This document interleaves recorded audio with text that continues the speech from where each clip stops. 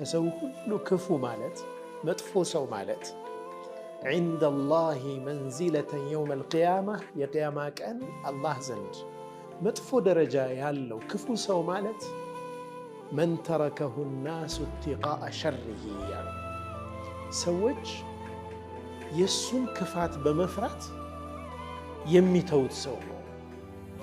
ክፉ ነገር እንዳያደርጋቸው ብለው የሚጠነቀቁት ሰው ነው አሉ ነብዩ ሰለላሁ ዐለይሂ ወሰለም። በጣም ትልቅ ደርስ ነው። ህይወት ውስጥ የሚያጋጥሙ በርካታ ሰዎች አሉ።